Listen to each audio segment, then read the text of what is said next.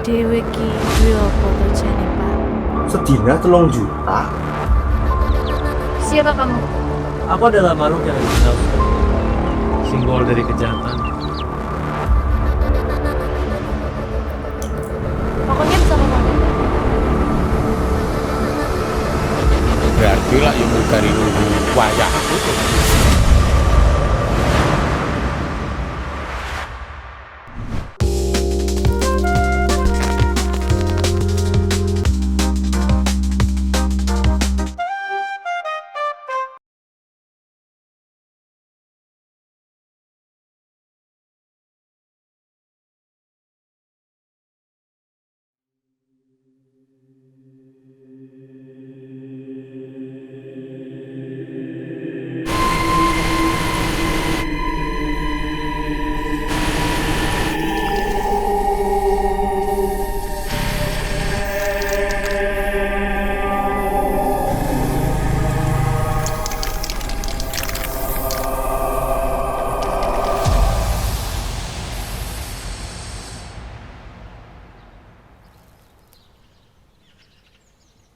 Pak, Rokok ta le? mboten Pak. Kene le njaluk rokok le. Mboten Pak saestu Pak. Ora apa-apa, santai wae kene. Kene ora apa-apa. Kene. Namung iki Pak. Enak iki. Rokok larang. Nggih mboten Pak. Oh iya le. Kowe ngerti ora? Napa Pak? Bapak ki lagi goleki sing doh nyoret-nyoret tembok. Ya wis. Wis, bapak kesusu. Ora gawan akeh.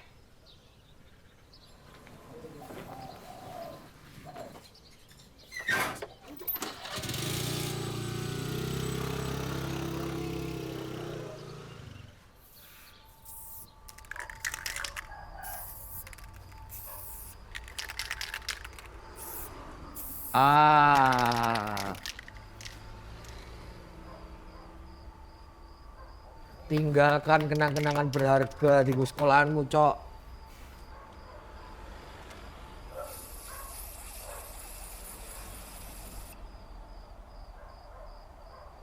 Yud, kok ketoke ana sik nyoret-nyoret liyane awak dhewe ya Yud yo. Asu, Cok. Atma dhewe wong loro tok ning kene. Ora tapi iki.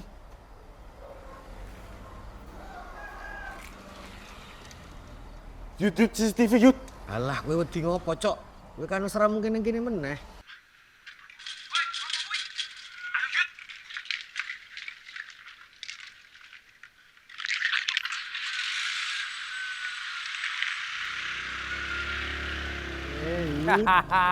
Aman, Cok.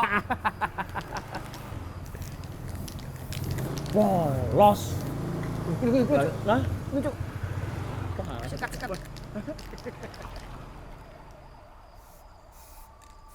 kabar apa iki?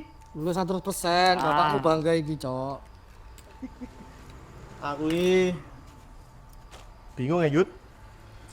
Rampung sekolah iki meh kerja sik apa langsung kuliah. Ngono ae mumet blok. Sing penting atimu wae piye. Urip kira kudu enek rencana, sing penting kowe nyaman.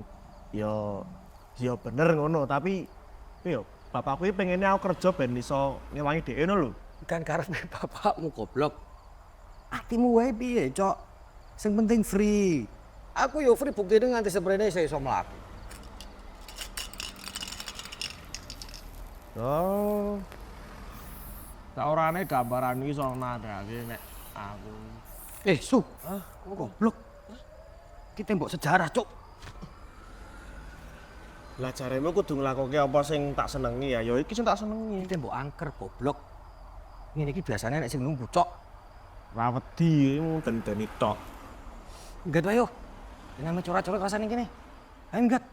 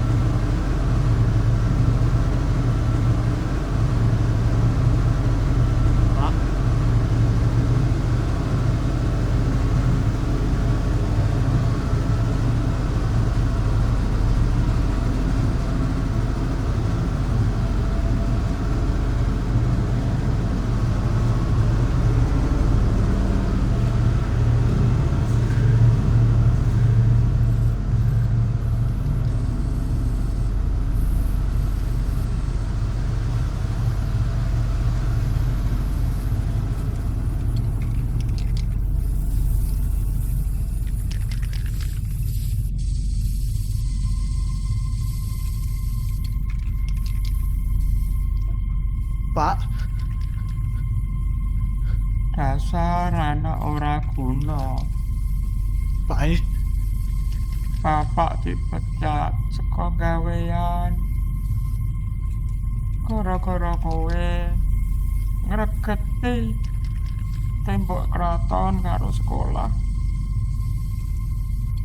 Iso ora ndek kowe ora kae masalah karo bapak.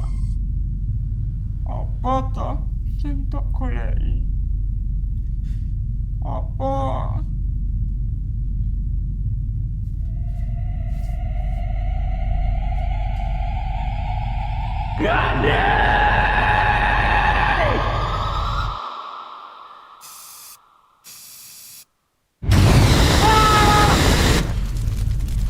Pak.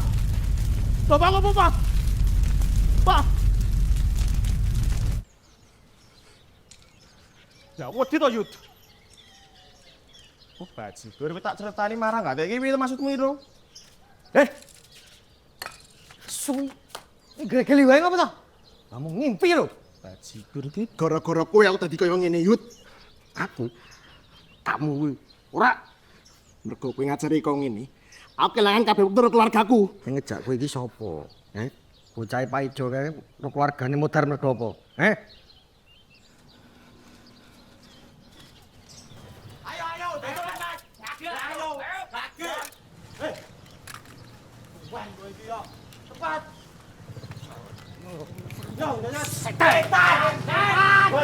Lawati.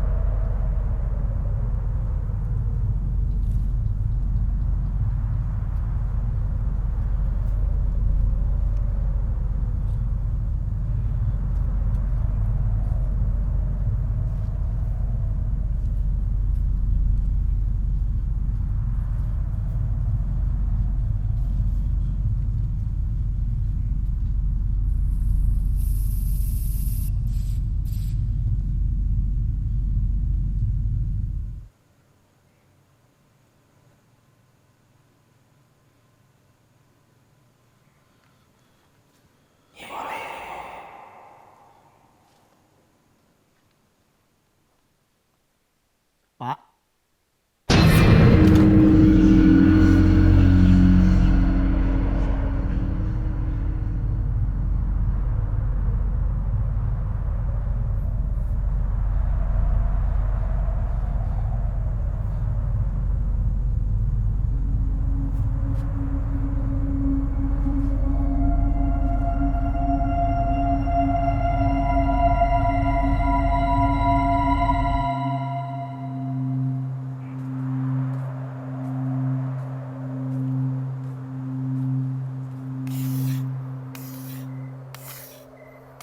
Bapak.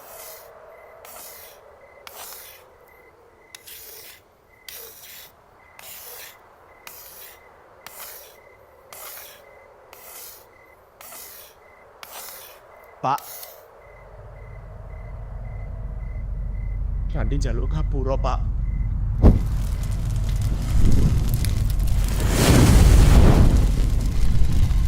Bapak!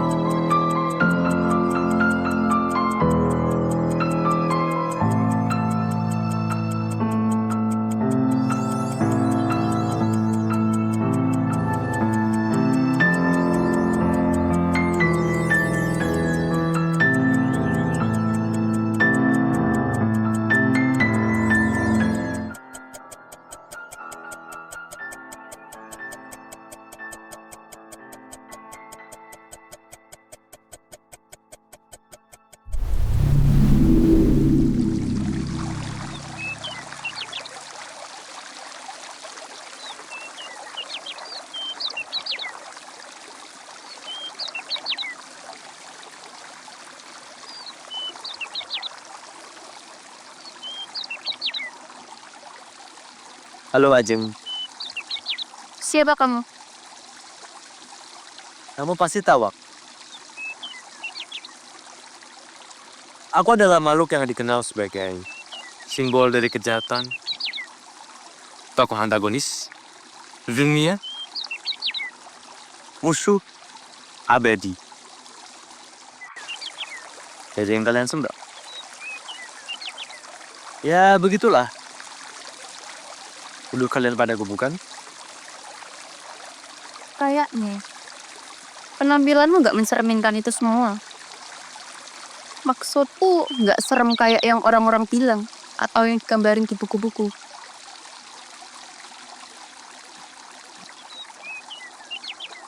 Kalian ini memang suka melebih-lebihkan ya? Apa mungkin? Kamu lagi nyamar? Bukankah manusia juga banyak yang bermuka dua? Atau bahkan lebih?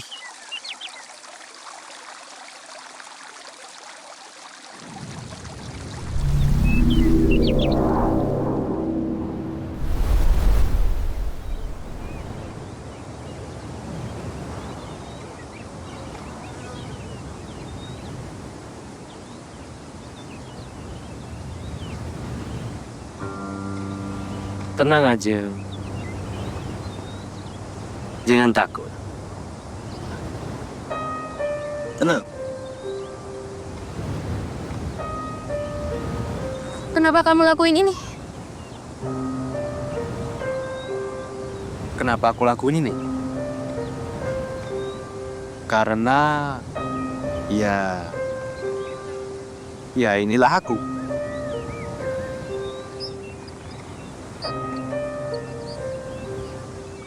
Tadi kamu bilang kamu merasa dituduh jadi musuh abadi Sang Pencipta. Bukannya itu hal yang benar?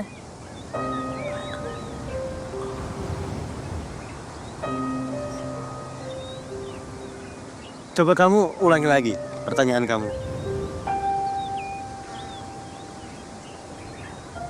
Kamu ini beneran musuhnya kan? Ajeng.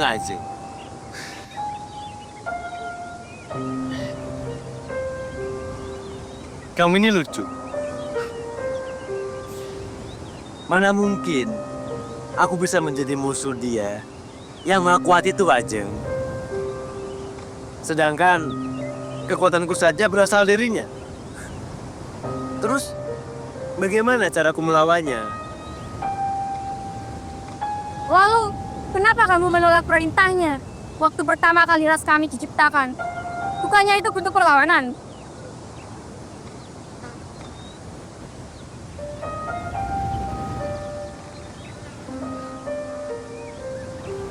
Perlawanan.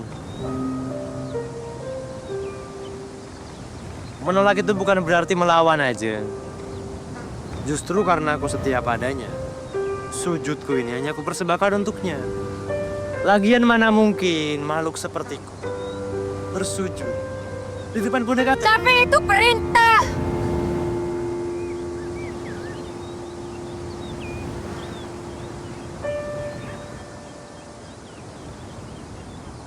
Coba deh, sekarang kamu bayangin. Kamu punya seorang kekasih yang sangat amat kamu cintai. Kamu mencintai dia dengan seluruh batin kamu, jiwa raga kamu, bahkan hidup dan mati kamu untuknya. Lalu di satu waktu kekasihmu menyuruhmu untuk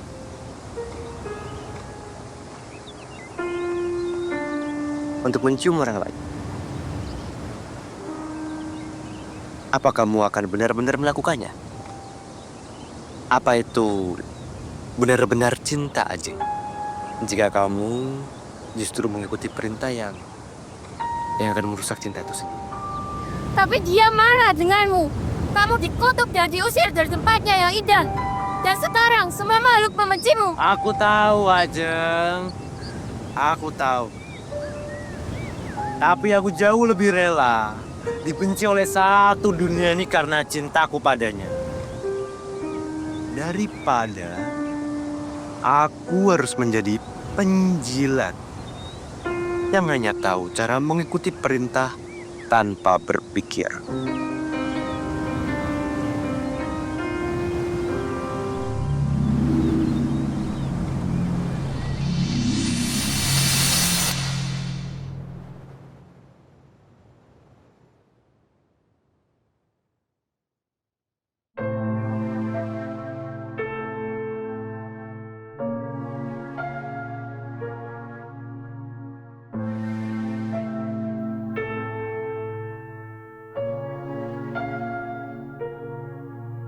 Apa kamu yakin Sang Pencipta benar marah denganku?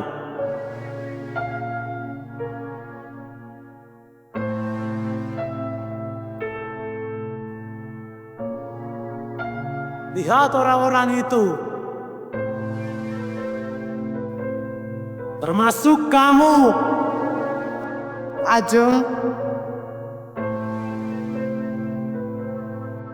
Banyak sekali dari mereka yang mengabdi karena cuman takut dengan hukumannya kekal atau sekedar mengharapkan kenikmatan yang abadi. Lalu apakah mereka benar-benar ikhlas mengabdi kepadanya?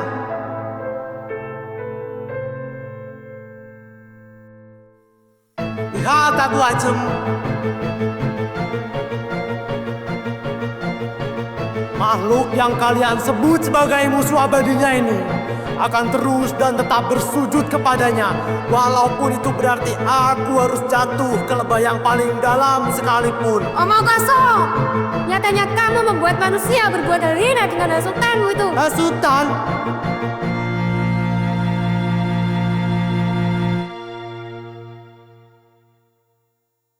Lalu, apakah itu benar-benar salahku? Atau kehendak dari manusia itu sendiri?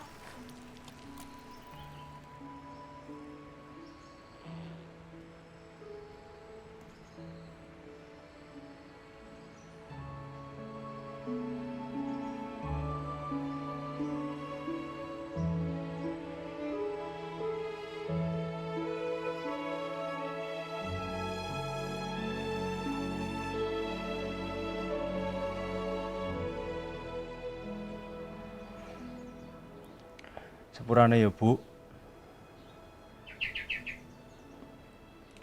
Bapakmu iso nyusake Ibu. Apa leh, Pak? Awak dhewe diparingi sehat wae wis alhamdulillah kok, Pak. Awake dhewe ki duwe apa to jane, Pak? Ibu isone apa, Pak?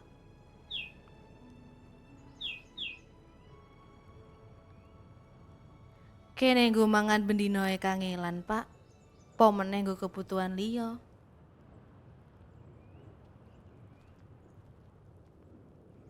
Le, nek arep dolan salen sik ya.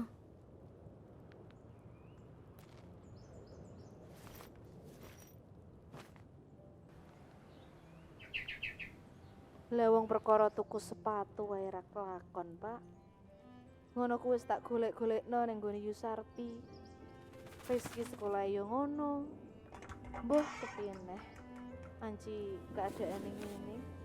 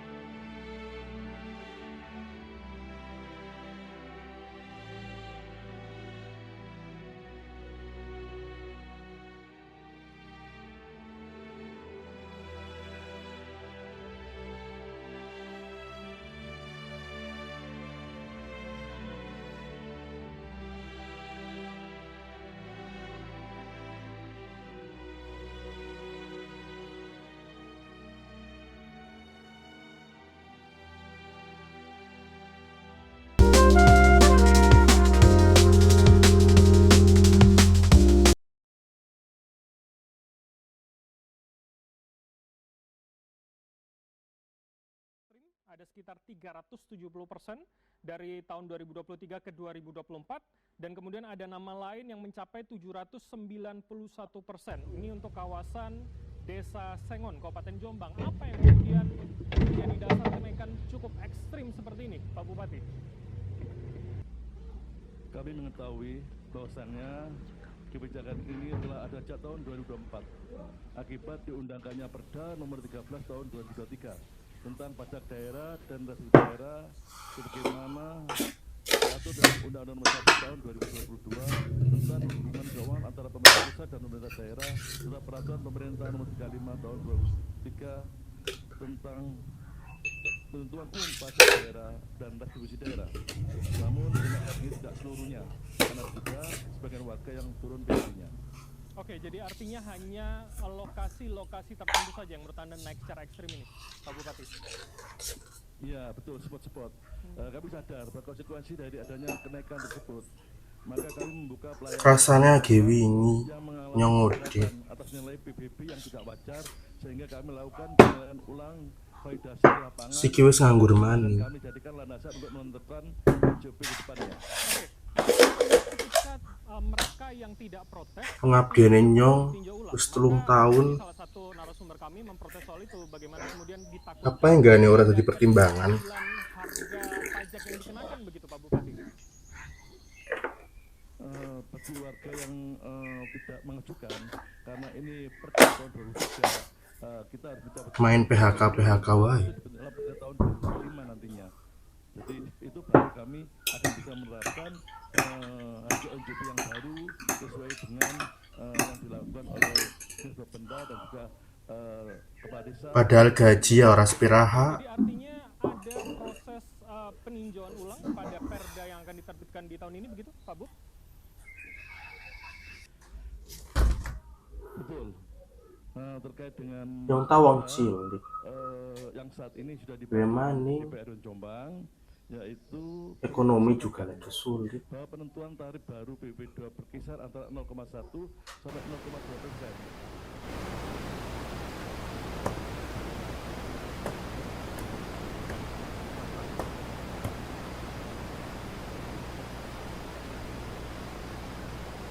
Ketua DPR RI Puan Maharani membantah adanya kenaikan gaji anggota legislatif. Puan menyebut rumah jabatan yang sebelumnya diberikan kini diganti dengan uang kompensasi. Hah?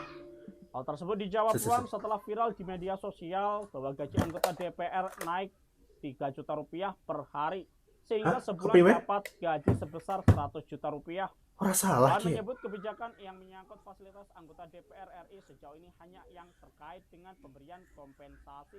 Sebagai Gaji ganti tak ada rumah jabatan untuk para wakil rakyat. sedina 3 juta. Puan melanjutkan rumah dinas yang dulu diberikan kepada DPR kini sudah dikembalikan ke pemerintah.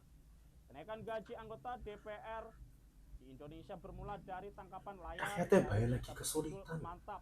Gaji anggota DPR Ki malah mundakna gaji pejabat 14 Agustus. sing duwite wis jelas-jelas akeh.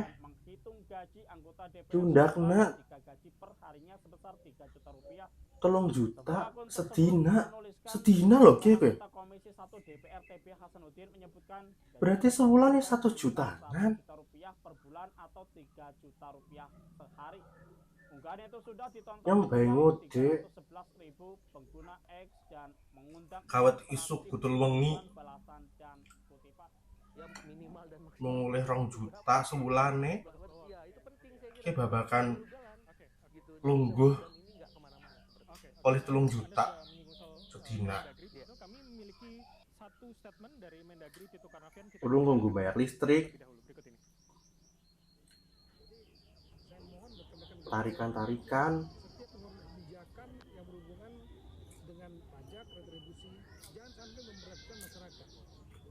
Yo nguripi Nyong bayar ora cukup.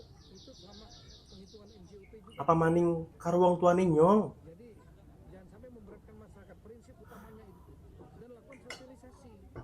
Yesus, pancen nggawe kebijakan ora bener terus. Wingi gawe kebijakan lemah warisan kalau Mendagri sing ora dienggoni pelan, hal yang sensitif, telung wulan bagaimana kemudian itu bisa dijalankan di daerah bakal disita karo negara. Kami yakin bisa Jar-jare kami bersama masyarakat bersama DPR apa nyong ora tuku akan memberikan pencerahan, akan memberikan pengetahuan, akan memberikan sosialisasi kepriwe sih ya wong sing dhuwur kae. karena dengan perda yang baru kami pastikan semua pajak akan turun. Apa ora melas kae karo wong kaya nyong mangan wae kerbon lihat rana gizine. Pajak ini kan per desa, per blok. Nah, kita lakukan nanti bukan per blok, nanti per NJOB, di mana posisi tanah itu berada. Nyuat ngempani pitik bae. Bahkan semua kepala desa, sehingga apa yang kita dapatkan nanti merupakan suara daripada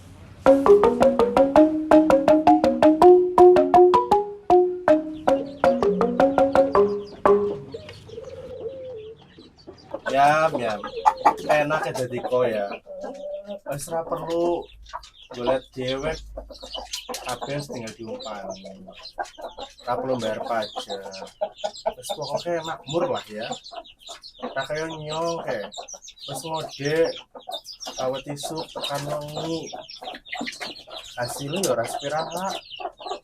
Ning isih ditariki karo negara. Ya, bagian mangan.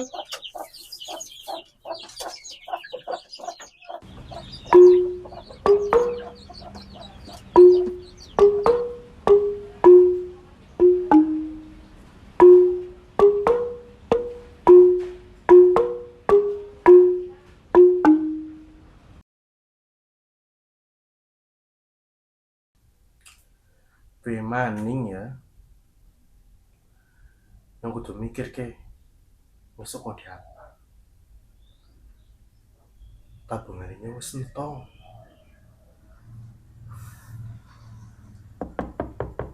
Assalamualaikum. Sabar ke. Assalamualaikum, Pak. Pak Tisno. Assalamualaikum. Pak RT. Gawane map ke. Masih sumbangan ke.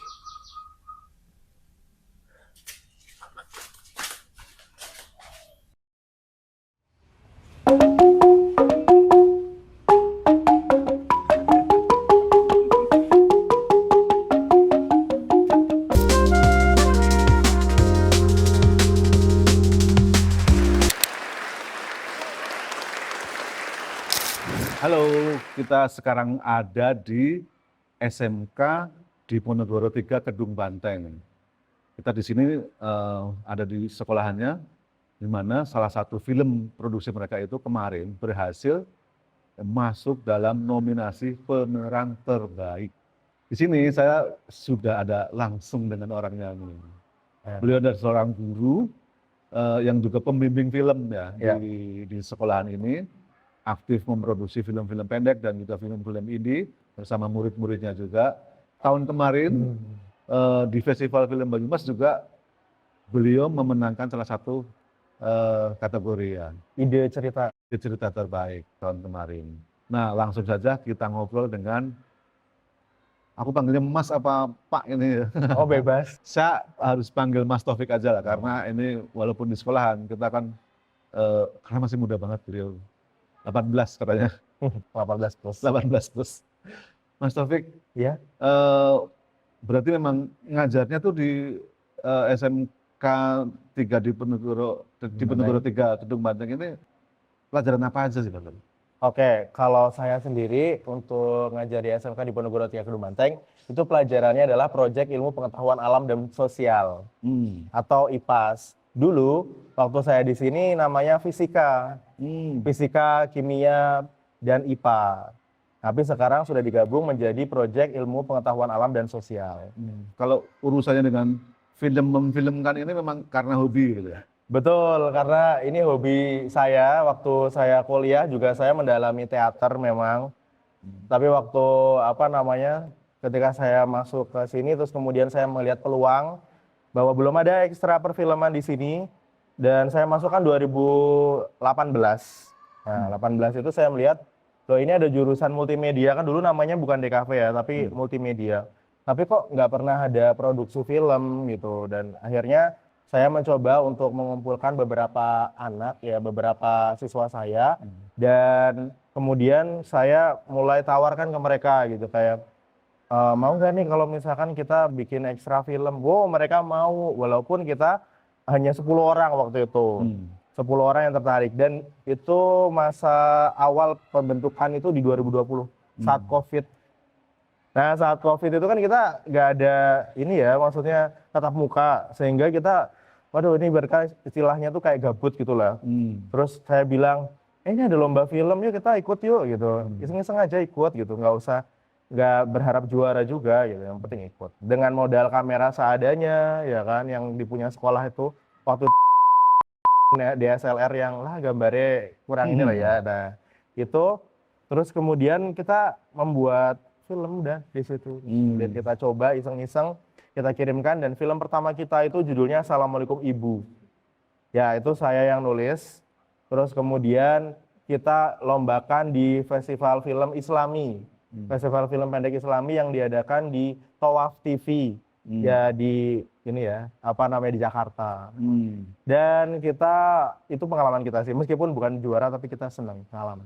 Jadi awalnya dari gabut dulu ya? Bener, dari gabut.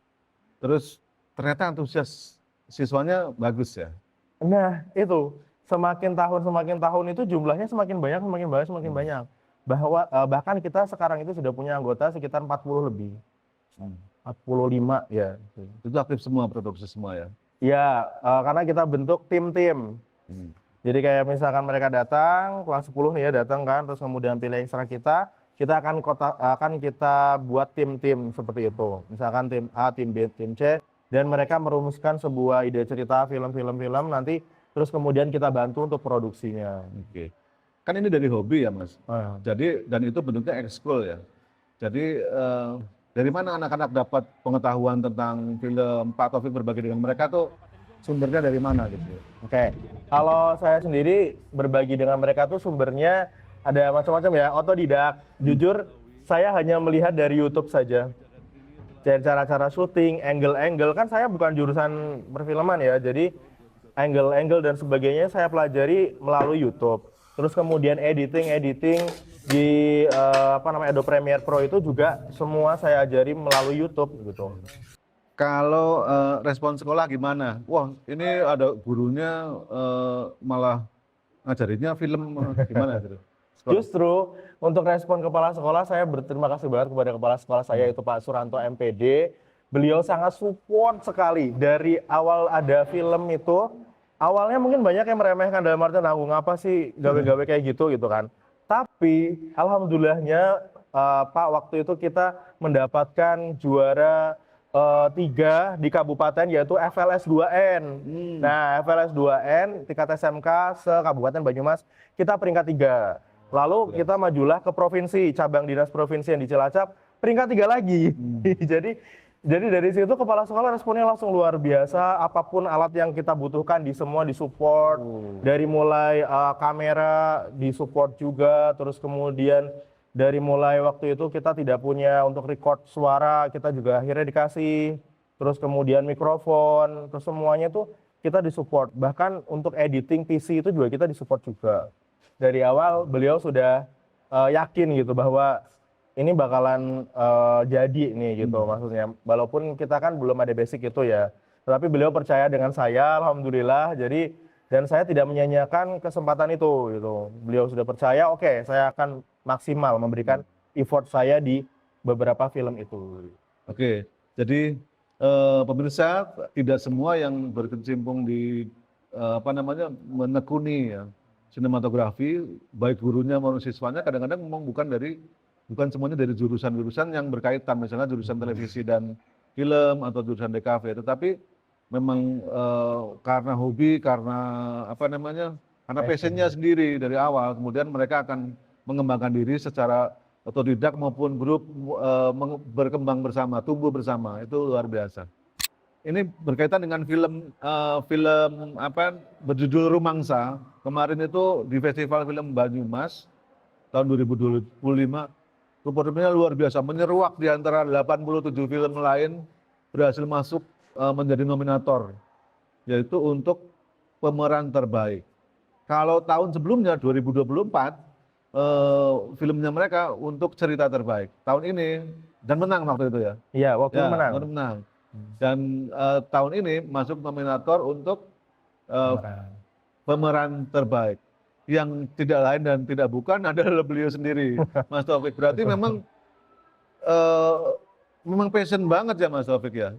Ya, bisa dibilang begitu sih ya. Karena emang saya suka acting gitu di depan kamera. Depan istri sering acting nggak? Depan istri beda lagi ya. Ya suka, karena emang dari awal ya, dari kuliah saya suka menekuni di bidang teater tadi. Jadi saya rasa ketika sudah kerja seperti ini kok masa gini-gini aja gitu ya. Jadi saya membangkitkan kembali passion saya. Karena passion saya selain saya juga berakting, saya juga menekuni bidang tarik suara juga. Oh, penyanyi juga ternyata. Ya iseng-iseng gitu ya, mengikuti. Jangan-jangan punya album nih ya? Oh enggak, belum. Cerita prosesnya pembuatan film Rumangsa yang dengar-dengar katanya dari siswanya dibuat dalam waktu 1 atau 2 hari, itu ceritanya gimana? Oke, jadi film Rumangsa ini saya dan juga bukan teman ya, ini sebenarnya alumni saya ini, murid saya juga gitu. Jadi murid saya juga yang ekstra perfilman tapi sudah lulus, kemudian iseng-iseng ngechat saya, Pak, ini ada festival film Banyumas nih gitu kan, mau ikut yuk Pak kayak gitu. Nah terus saya bilang lah, krunya siapa? Yang satu jadi kameramen, yang satu jadi audioman. Kita audionya pun juga menggunakan sebatas mikrofon wireless saja gitu. Mikrofon wireless kita tancapkan ke kayu ya, kayu loh itu ya, kayu terus diginiin nah kayak gitu. Jadi hanya bekal seperti itu saja, dan juga kamera yang kita sewa 40.000 saja gitu, setengah hari. Itu jadi kita hanya modal itu.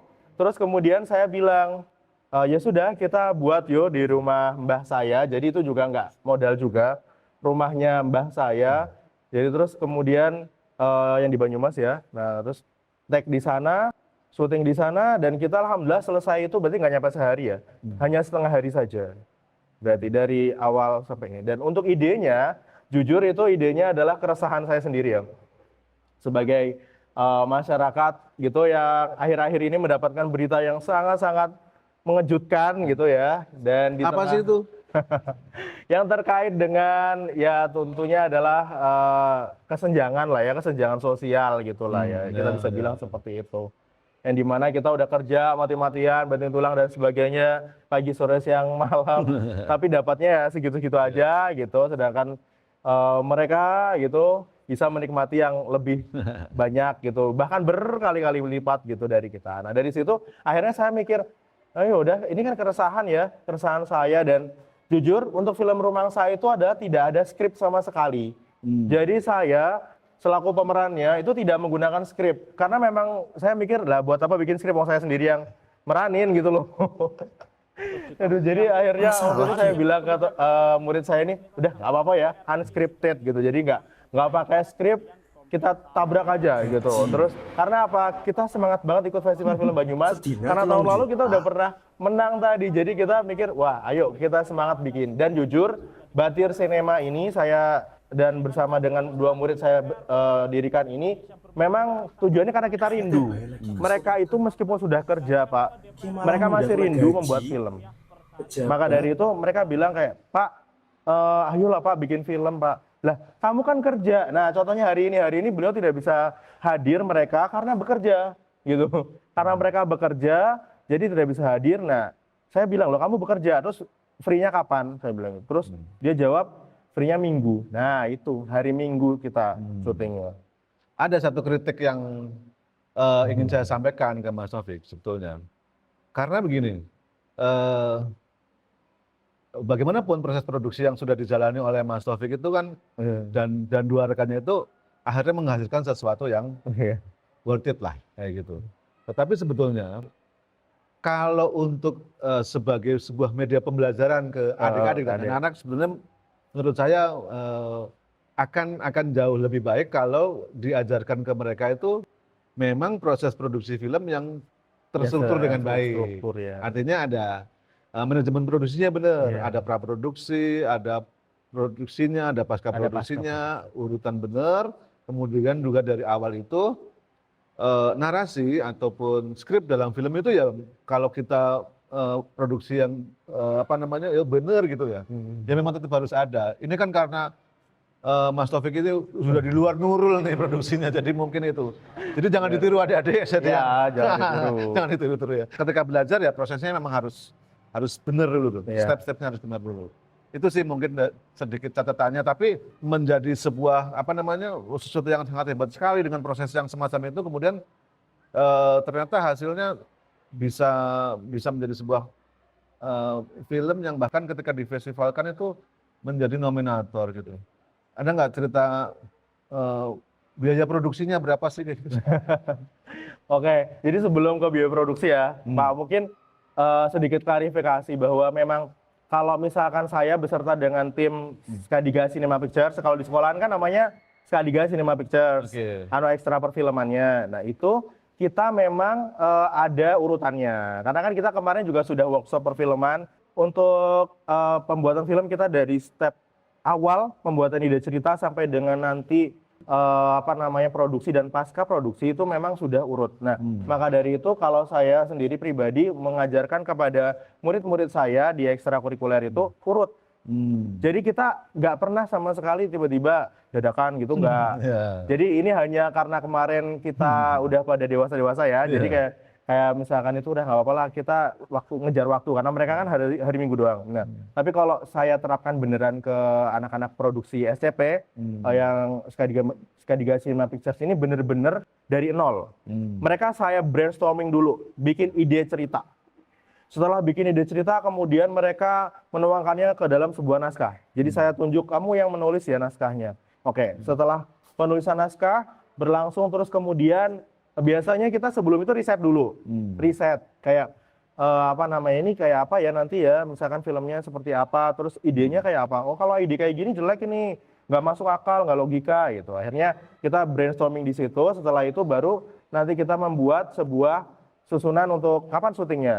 Gitu. Terus kemudian kita hubungi juga aktor-aktornya dan terakhir nanti kalau sudah syuting selesai baru kita editingnya pun juga mereka bareng-bareng gitu. Jadi kalau di sekolahan itu kita sesuai dengan aturan gitu. Dan terkait dengan biaya produksi untuk khusus film Rumangsa, ini adalah berarti totalnya ya nggak nyampe 100.000 berarti.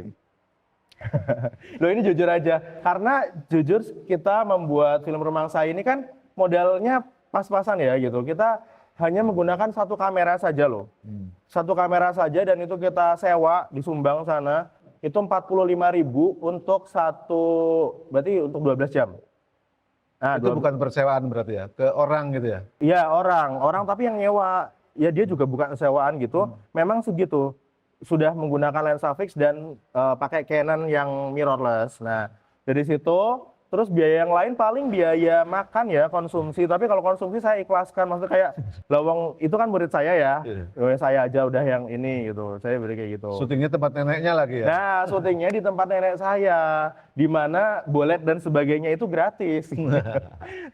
Gratis, terus apa namanya, nggak ada pengeluaran lain. Editing juga pakai laptop saya. Oke. Ya udah itu. Berarti memang itu diproduksi memang dengan proses yang sangat dadakan. Kemudian, tapi berarti memang di antara bertiga itu sudah ada chemistry yang dibangun mungkin lama ya, bekas muridnya kan. Ini itu Kak, apa namanya, berarti mereka ini berdua itu adalah alumni yang pertama di SCP yang mendirikan Skadiga Cinema Pictures ekstra perfilman ini. Nah mereka ini. Nah itu jadi. Jadinya memang komunikasi dengan Pak Taufik mungkin sudah sangat baik ya. Di luar itu mungkin masih sering berproduksi gitu. Jadi atau mungkin lama nggak produksi, jadi dia bilang kangen. Ternyata ketika langsung produksi itu udah nyetel semuanya tuh kayak gitu. Oke, jadi kita sudah tahu tadi proses produksinya film Rumangsa yang ternyata sangat kilat, jebret dan di luar Nurul gitu. Karena mungkin memang sudah mereka udah sangat klop gitu ya. Kira-kira nih harapannya ke entah itu ke sekolah dan juga anak-anak di SMK 3 di Ponorogo 3 Kedung Banteng itu terhadap dunia perfilman di lokal Banyumas itu seperti apa, Mas Min? Tentunya harapan saya untuk seluruh siswa-siswa saya yang ada di SMK di Ponorogo 3 Kedung Banteng adalah terkait dengan film. Saya berharap agar mereka semangat untuk membuat film, dan ketika mereka membuat film itu jangan jadikan kekurangan ya ataupun budget ya itu sebagai kendala, karena jujur saya sudah pernah bertanya dengan beberapa sekolah dan itu memang kebanyakan itu mereka budgetnya itu luar biasa ya gitu. Maksudnya saya juga kaget gitu. Nah, tapi alhamdulillahnya meskipun kita budgetnya pas-pasan, saya selalu tanamkan kepada siswa saya bahwa kreativitas itu mahal. Justru yang mahal itu di kreativitasnya. Jadi kalau kita memang tidak bisa alatnya yang mahal, ya kita kreativitasnya yang ditingkatkan gitu. Sehingga alhamdulillah beberapa film kami juga menjadi nominasi di festival-festival film yang ada di Purbalingga, yang ada di Banyumas gitu. Itu karena memang saya tanamkan ke mereka bahwa kita harus tetap jalan meskipun budget itu menurut saya nomor 2 lah gitu. Karena saya membuktikan bahwa dengan film Rumangsa ini dengan budget pas-pasan alhamdulillah kita bisa mempersembahkan ibarat kata penampilan yang lumayan lah ya gitu, lumayan untuk bagus bisa sekali itu. Ya bagus. Ya, harapannya itu. Ya, jadi alat budget itu seharusnya tidak menjadi alasan untuk kita berhenti berkreatif, berhenti berproses kreatif kayak gitu ya. Gitu kurang lebih ya, Mas Taufik ya. Kepada mungkin teman-teman atau kolega Mas Taufik yang juga mungkin membina film di sekolahnya, itu seperti apa harapannya Mas Taufik? Ya, tentu harapannya untuk teman-teman saya, rekan-rekan saya di seluruh Banyumas mungkin ya ataupun Provinsi Jawa Tengah yang membina film, kita harus sabar, kita harus dampingi mereka. Kalau kita kreatif, insya Allah budget berapapun itu Allah cukupkan semuanya buat membuat sebuah film gitu. Jadi yang penting terus berproduksi, jangan pernah menyerah. Dan saya pernah ada Dewan Juri FLS 2N namanya Pak Baheng ya. Beliau menyampaikan bahwa film itu semuanya bagus, nggak ada film jelek. Film jelek itu adalah film yang nggak jadi. Nah, jadi solusinya adalah jadikan film itu gitu. Jadi sampai dengan selesai, sampai dengan pasca produksi selesai dan bisa dinikmati oleh masyarakat pada umumnya. Dimension nih, Mas Baheng itu biasanya, Mas Bambang Hengki. Dia adalah seorang jurnalis senior ya, terus filmmaker yang sampai saat ini usianya sudah sangat senior, tetapi tetap masih aktif berproduksi. Beliau adalah guru saya, guru banyak teman-teman saya, dan juga teman yang baik untuk proses produksi. Terima kasih untuk Mas Baheng atas saran-saran juga untuk Mas Taufik dan junior-juniornya. Mas Taufik, terima kasih untuk pertemuan kita hari ini. Terus berkarya dan sampai ketemu lagi nanti di Festival Film Banyumas tahun 2026. Insya Allah ya. Insya Allah. Oke teman-teman, jadi sampai di sini dulu episode kali ini. Kita bertemu lagi di episode selanjutnya. Dadah.